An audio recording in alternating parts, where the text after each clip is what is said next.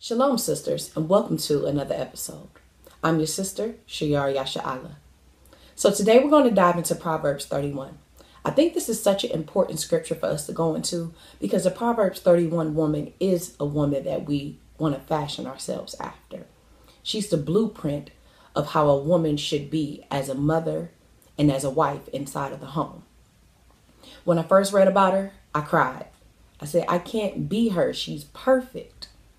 But after learning more and becoming more confident in myself, when I look at the women in scriptures and I look at myself, I see I already had a lot of her qualities. It was just more of a mindset that needed to change with coming into the truth. Proverbs 31 is interesting for us sisters because it's a mother giving her son advice in life about how to pick a wife. The mother, Queen Bathsheba. The son, King Lemuel, who we later learn is actually King Solomon. Queen Bathsheba was married to Uriah the Hittite, who was a part of King David's army. King David actually seduced her and she became pregnant. In an attempt to cover up the pregnancy, King David tried to convince Uriah to go home and sleep with his wife one more time in order to make it seem as though the child was his. But Uriah refused because the custom of war was for men to not go home and to sleep with their wives. Because he refused, King David put him on the front line of war and Uriah was killed. David then married Queen Bathsheba, but they were punished for this because the Most High decided to kill that child that they bore together. They did have another child, King Lemuel, who Queen Bathsheba is speaking to in this verse. So the reason why she's giving this advice to him is because she knows that her actions is what made everything else transpire, with her husband being killed and her child being killed. So she wanted to give David a warning to not find a woman so much like herself. Find a woman better. And that's what we want to do as mothers, to teach our children to do better than the things that we've done in life. We want to teach them to do right. Let's dive in and take a look at this Proverbs 31 woman. Some people think that she's impossible, like I first thought when I first read about her. But if you actually look into her, she's very possible. Proverbs 31 and 10. Who can find a virtuous woman?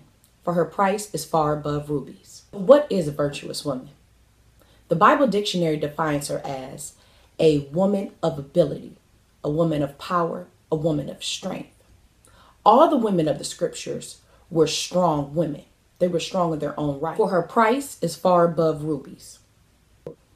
Women seem to look towards diamonds, rings, necklaces, and all other types of jewelry. But in actuality, a ruby holds more value. 11. The heart of her husband doth safely trust in her, so that he shall have no need to spoil. She will do him good and not evil all the days of her life. She's always going to do right by him, and he trusts that because she is a righteous woman. She is a woman of the scripture. She knows the laws and she keeps the laws. She will do good to him through those laws, and she won't do evil towards him. Anything that is against the Most High, any sin, she will not do. Verse 13.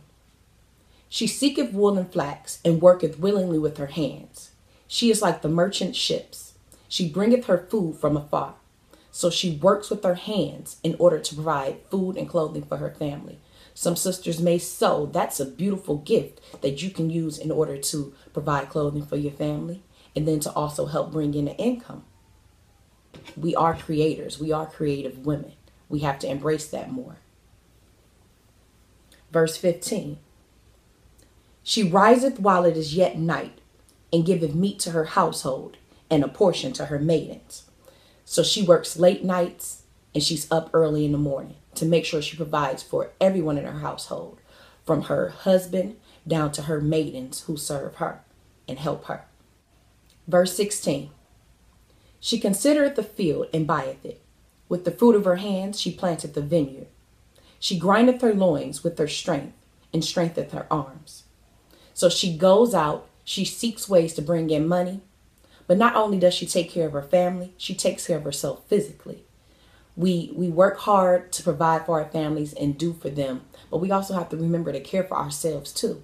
How can we really care for our families if we don't care for ourselves? We pour into everybody else. We have to pour in ourselves. She loves her husband so much that she wants to make sure she provides for him at home. And then she also has to give him a little eye candy too. Verse 18.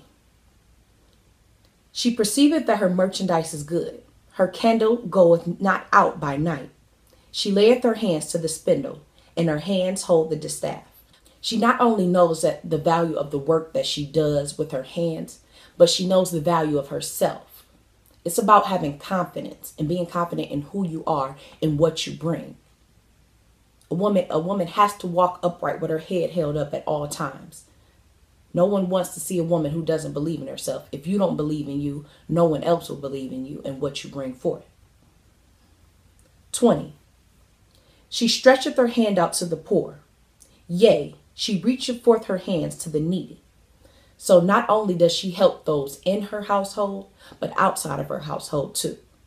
If I have more and my sister has less, then I'm worth nothing.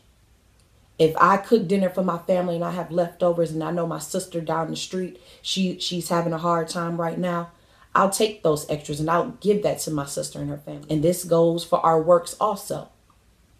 If we see a sister who needs help in her walk and we're able to help, we can't just sit back and just watch. We have to reach out to that sister and help her. So we help it in our household and we help outside of our households too. Verse 21. She is not afraid of the snow for her household, for all our household are clothed with scarlet. She maketh herself coverings of tapestry. Her clothing is silk and purple. So her whole family, they look good. They're clothed in the finest linens that she can provide for them. Verse 23. This is an important one for us sisters. Her husband is known in the gates when he sitteth among the elders of the land. So because she is so diligent in her work and she does so well, she takes stress off of his head so that he can focus on his work and become known in the gates. Because the men's work is to go out and to bring in other men, to go out and teach. And we're supposed to be the keepers at home. So if we're freeing up his mind and his space and his time so that he doesn't have to worry about those other things, he can focus in on his work. Let's look at Ecclesiasticus or Sirach 38 and 24. And it reads, the wisdom of a learned man cometh by opportunity of leisure, and he that hath little business shall be wise. So that just goes to show that a man needs to be able to study and to focus and to do his work. And us as wives being their helpmeets, we help take that burden off of them so that they can do what they need to do in order to do the work of the Most High. They do the work of the Most High and we support them and take care of their things. Verse 24. She maketh fine linen and selleth it, and deliver girdles unto the merchants. Strength and honor are her clothing, and she shall rejoice in time to come.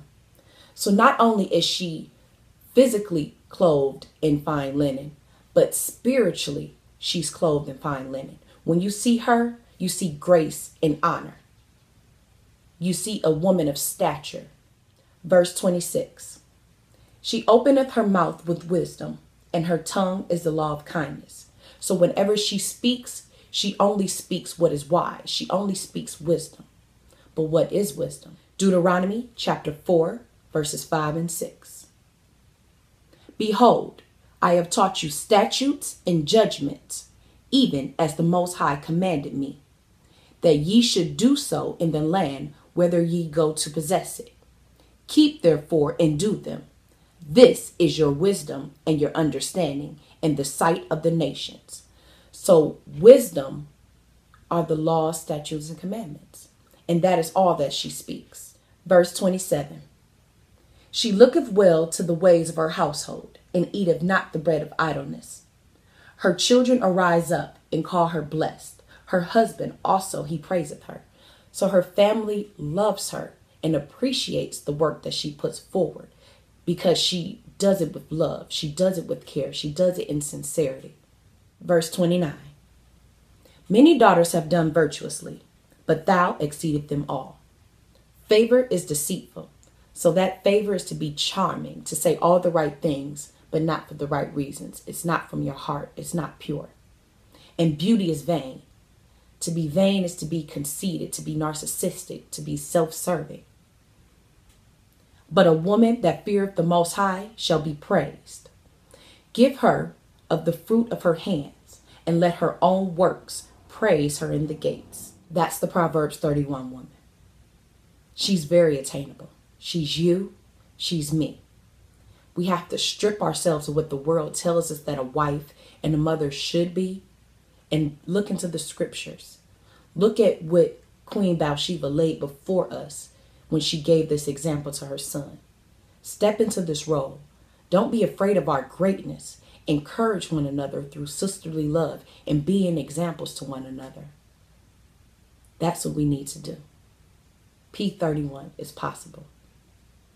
Love you. Shalom.